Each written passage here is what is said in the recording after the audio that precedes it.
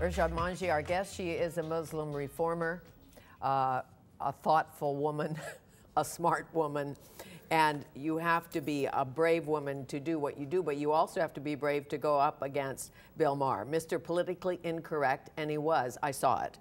Right off the top, he says something to you about how were you unique? And he said, well, perhaps being a Muslim lesbian would make you unique, and there are probably 3 of you in the world, as far as we know.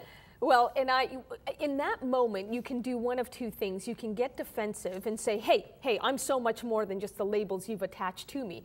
Or you can laugh about it and go with the joke. And I said to him, yeah, and you know, we all met for our annual general meeting in a phone booth the other day, and then went forward with that. And you know, again, Fanny, people will, no matter who you are, Muslim, non-Muslim, it doesn't matter. People will put each other in boxes. And you know, I hope this new book, Allah, Liberty, and Love, shows all of us how to actually extract ourselves from other people's labels and learn about our own integrity. One of the chapters is entitled, Identity Can Trap You, but integrity will set you free, okay? Always. And your integrity is your wholeness. You are so many more things than just a, quote, white woman. There are so many things about you that I don't know that if I came to know you well, I would say, wow, she's so much more interesting than just the skin color or her sexual orientation or her gender suggests. Well, and that, I think, if I just may say one other thing about this, that I think is what multiculturalism puts such a damper on. Because we begin to see each other as emblems of cultures rather than as the unique individuals that we've been created to be. Of course, I went to school in the United States when our schools were segregated. And we were bused. And they thought it would make us somehow like each other better, and we liked each other already. We did. Yeah.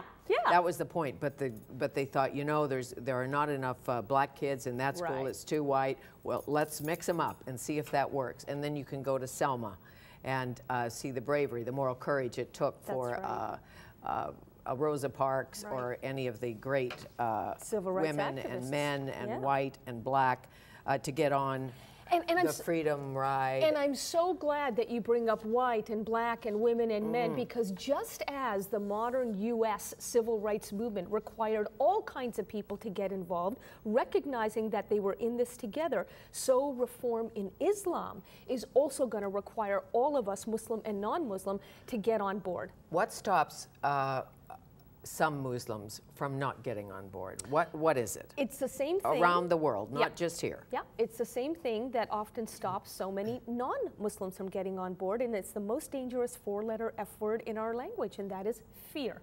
Now, in the case of Muslims, it's fear that they will get backlash from their own community. They will be told they're inauthentic, impure, their families unfaithful, their families will be threatened. So it's that dishonoring of not just myself, but my family, you know, that I'm exposing them to.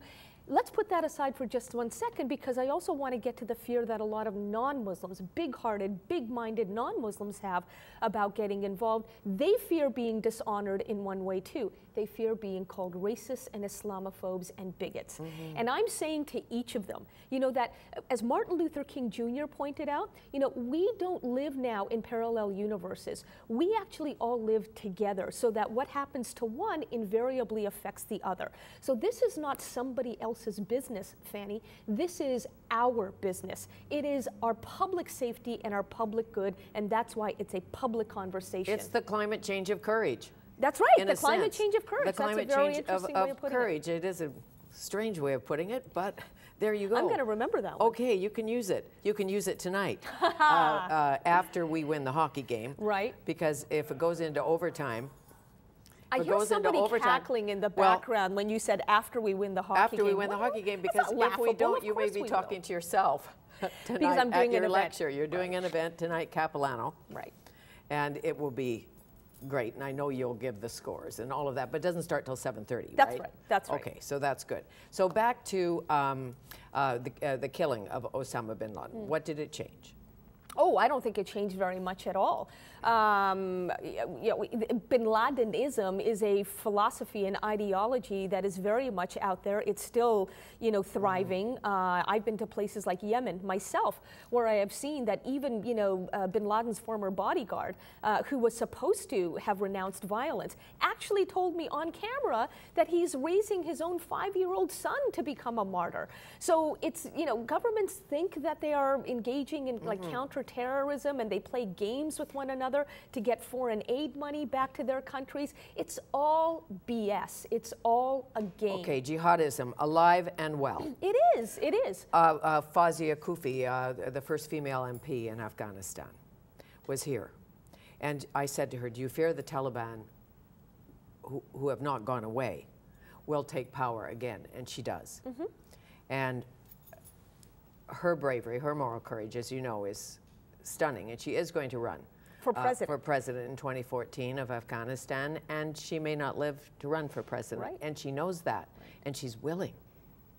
That is moral courage, big time. Big time. I don't have that. Listen, I'm glad you say I don't have that, because I want to make a very, very emphatic point to all of our viewers. You don't need to have that kind of moral courage in order to have some moral courage. In your own lives, where is it that you're seeing abuse of power that so affronts you that you need to speak up? And then when you want to speak up, something in you says, no, don't go there because you'll be offending somebody. It is at that point that you need to say, but the thing I'm most offending if I don't speak up is my integrity. We've got to use the liberties in a country like Canada, which Afghanistan doesn't yet have. We've got to use our liberties in order to ensure that we're living up to our integrity as individuals, not just as communities. So if a woman refuses to wear a burqa in a place where the Taliban rules and can get killed because she doesn't wear a burqa, or they make laws in France. There's so much going on, as you know. They make laws in France. You can't wear is it a niqab? Yeah. Is that That's right, the face veil. How do you feel about that? Well, I myself am opposed to the niqab, but I also know that some women, actually do freely choose to make to wear the niqab, the face veil. So here's my compromise, if you will.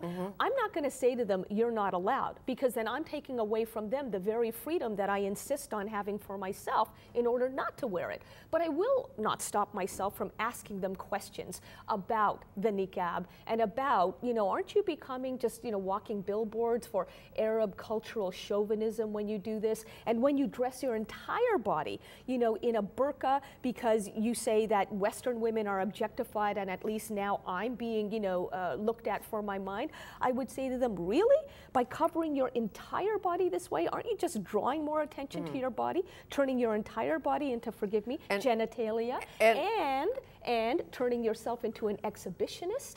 These are questions that very few people want to hear, but these are questions that need to be asked. And I finally say to these women, well, you keep saying that you want to be known for your brains, not your body. So here I am asking you questions.